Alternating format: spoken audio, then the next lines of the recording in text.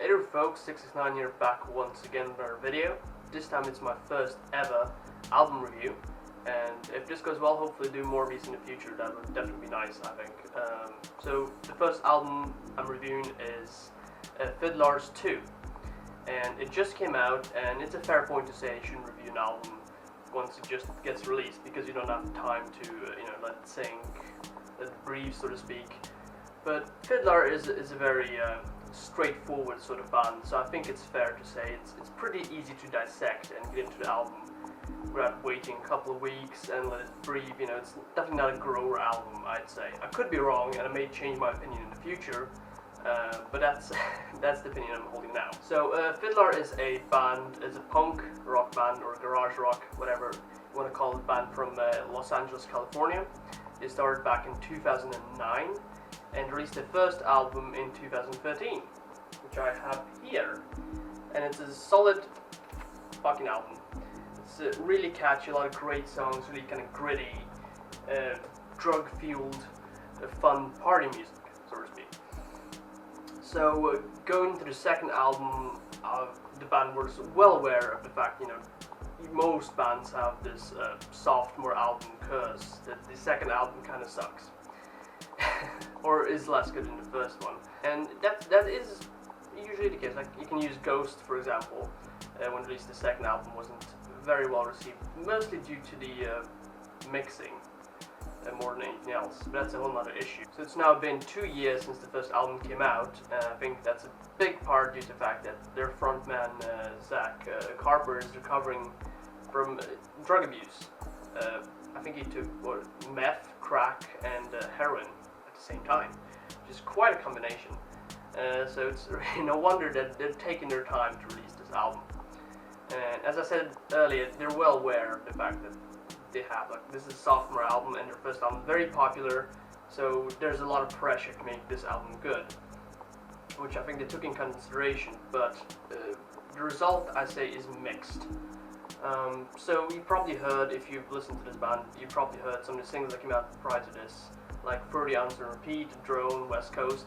They're definitely kind of the meat of this album. They're the singles you expect to hear, the more party, fun songs, right? And the rest of the album is kind of a mix, I have to say. And I don't mind when a band tries to branch out and do something more like electronic or acoustic. I'm all game for that, but it also depends on how well they do it and how well they pull it off. And when it comes to this album, I'd say it's not very great. You have songs like Y Generation, Overdose, and Hey Johnny, and they kind of start off good, and they get in the middle like, oh, this is cool, where is this gonna go? Then it doesn't really go anywhere. Usually, the guitarist Ellis Gunn, he usually holds together the songs with his solos. He's the kind of the glue that holds the song together with some catchy ass riffs, some really good solos. And here you don't really hear too much of that. They're definitely there, but it's just not as interesting or as fun. Y Generation is a really good example. The song is quite good, but when it gets to the solo, it's kind of just so it kind of leaves you with the impression of at the end of it. Then you got songs like Bad Habits, Sober, Stupid Decisions, Leave Me Alone, and this is kind of when it gets to I'd say, main problem this album has. It focuses way too much attention on Zach's sobriety. And I don't mind if it does that, but the problem is it just doesn't come off as being very serious or interesting or anything really. It just kind of comes off as being a bit childish. It's like, we get it. It really sucks to be sober. It really sucks to go through a lot of the shit that you're going through in the rehab and getting off stuff like meth and heroin and crack. It's not fucking easy. It must be terrible. But I don't really, this may sound a bit silly, but I don't really hear the pain or the suffering he's going through in these songs. I just kind of hear somebody complaining about bullshit, which is, I know maybe you're saying I'm an asshole or whatever, but I kind of feel like that's the way, what I hear when I listen to these songs. I don't hear oh, he's going through all this shit, right? And that's kind of what bugs me about this album, is that the songs that are kind of acoustic, songs like acoustic, I think it was Overdose, right? like it starts off and it's interesting. Like, okay, let's see where this goes. Let's see where this leads up to, and the song doesn't really get anywhere. Like at the end of it, it kind of goes a bit more hard or whatever, but it just I don't feel it. There's nothing interesting there. And using Overdose as another example, this would be a perfect opportunity, I think, for Zach to show off his voice some more, because he has a pretty good singing voice.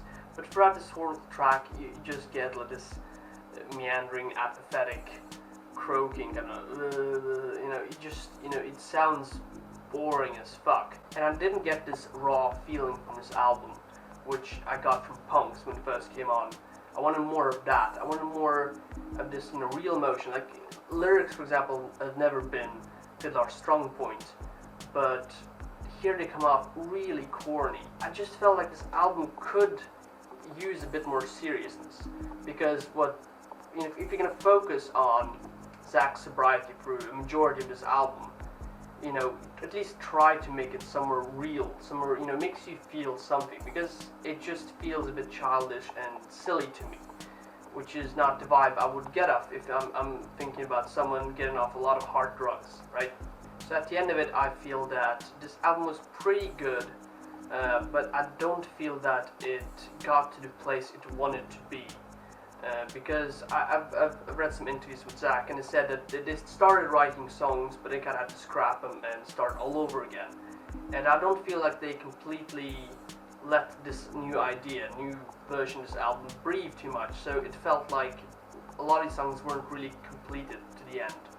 I felt like if they had some more time to work on this new idea and maybe have a bit more rawness to the album, a bit more real emotions, a bit less corny lyrics. If you're gonna have more serious songs, at least try to make the lyrics a bit more serious, so the audience or the listener is able to connect with your problems. So overall, I'd say this is kind of a 5 out of 10 album. I'd say the original is a bit more like 7 out of 10, really solid, good, fun punk album. But this one was a bit disappointing. That's a bummer. I still feel that they have a new element, and I'm hoping that they go on and make a new album and maybe put a bit more thought into it, and hopefully it'll be better. So yeah, thanks for watching.